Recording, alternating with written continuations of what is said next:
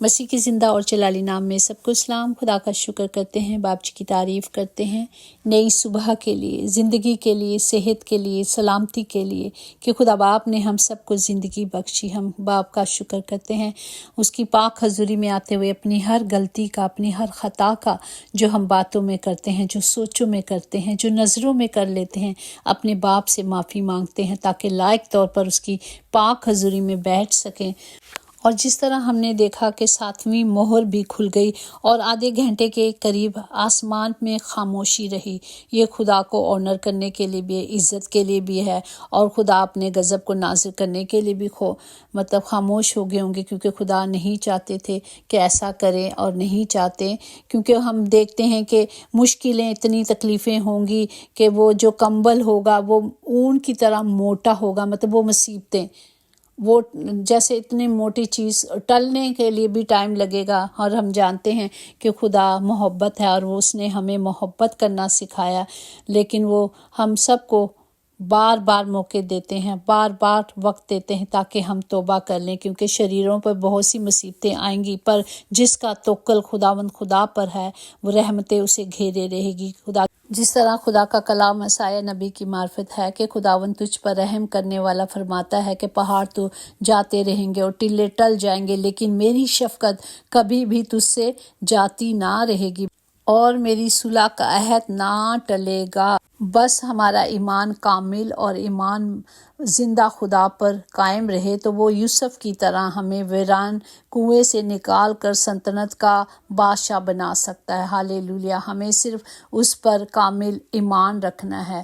اور آج کے زندہ کلام کے لیے ہم شکر کرتے ہیں جو مکاشوہ 5واں باب اس کی 12 آیات میں یوں لکھا ہے، اور وہ بلند آواز سے کہتے ہیں کہ ذبح کیا ہوا براہی قدرت اور دولت اور حکمت اور طاقت اور عزت اور تمجید اور حمد کے لائق ہے۔ پاک کلام پڑھے جانے پر خدا کی برکت ہو، خدا کا شکر ہو، خدا کی تعریف ہو۔ واقعی آسمان اور زمین پر کوئی نام نہیں بخشا گیا یسوع نام۔ اسی طرح مکاشوہ 4:11 میں کہ اے ہمارے خداوند اور خدا، تو ہی تمجید اور عزت اور قدرت کے لائق ہے، کیونکہ تو نے ہی سب چیزیں پیدا کی اور وہ تیری ہی مرضی تھی تو پیدا ہوئی، خدا کی مرضی کے خلاف کچھ نہیں ہوا۔ ہم دیکھتے ہیں ہر چیز خدا نے اپنی پاک مرضی کے مطابق پیدا کی، سب کچھ بنا کر خداوند خدا نے کہا اچھا ہے۔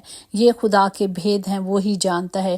اور افسیوں 3:9 میں ہے، اور سب پر یہ بات روشن کرو کہ جو بھید ازل سے سب چیزوں کے پیدا کرنے والے خدا میں پوشیدہ رہا، اس کا کیا انتظام ہے۔ ہالےلویا، یہ خدا ہی کے بھید ہیں، خدا ہی جانتا ہے، لیکن خداوند کا کلام ہمیں یہ دکھاتا ہے کہ جو خدا کی حکمت پر چلتے ہیں، جو خدا کے کلام کے مطابق چلتے ہیں، جس طرح پہلا کرنتیوں اس کا 1 میں ہے، لیکن جو بلائے ہوئے ہیں، یہودی ہوں یا یونانی، ان کے نزدیک مسیح خدا کی قدرت اور خدا کی حکمت ہے۔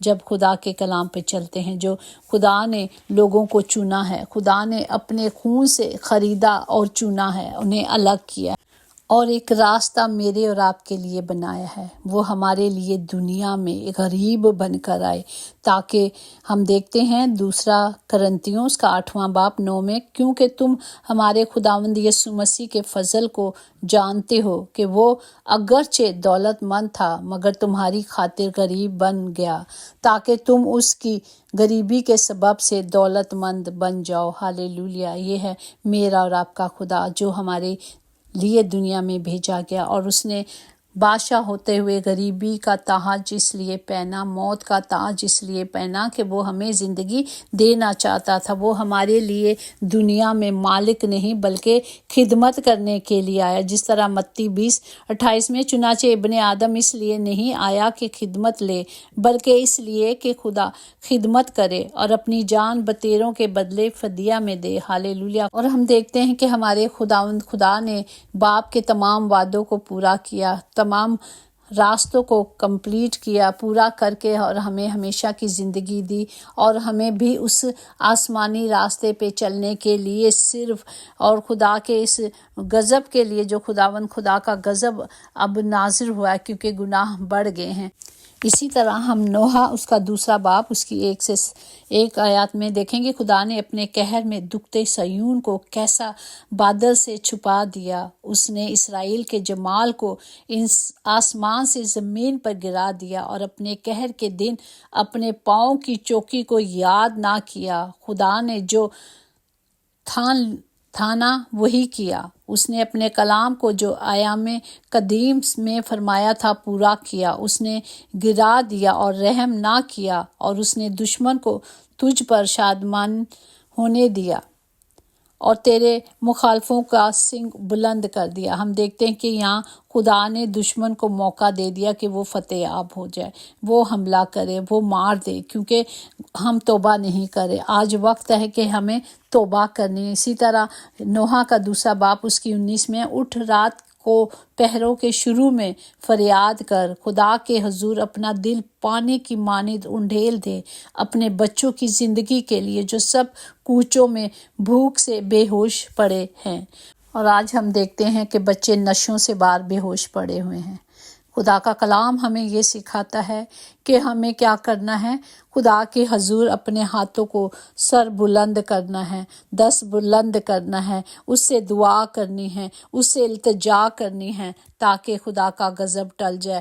آفتاب کے طلوع سے غروب ہونے تک خدا کے نام کی حمد کرنی ہے۔ صرف ہمیں اپنی آنکھیں اس کی طرف لگانی ہے، صرف اس پر توکل کرنا ہے۔ وہی زندہ خداوند خدا ہے جو ہمارا بچانے والا خدا ہے۔ آئیں اپنے ہاتھوں کو بلند کر کے آج کے کلام کے لیے شکر کرنا ہے کہ ہم جانتے ہیں کہ دنیا میں اور آسمان اور زمین کے نیچے صرف ایک ہی نام ہے، یسوع نام، اور اس کے نام کی تمجید کرنی ہے کیونکہ وہی اس لائق ہے۔ خدا باپ جی آپ ہی کی حمد کرتے ہیں اور آپ ہی کی ستائش کرتے ہیں کیونکہ آپ اس لائق ہیں پیارے باپ جی، کیونکہ آپ نے ذبح ہو کر اہل زبان امتوں اور قوموں کے لیے ہم سب کو خریدا ہے اور ان کو بادشاہ اور کاہن بھی بنایا۔ ہالےلویا۔ اور وہ زمین پر بادشاہی بھی کرتے ہیں، اور جو تخت پہ بیٹھا ہے اس کی اور بڑے کی حمد و عزت اور تمجید اور سلطنت ابدالآباد رہے۔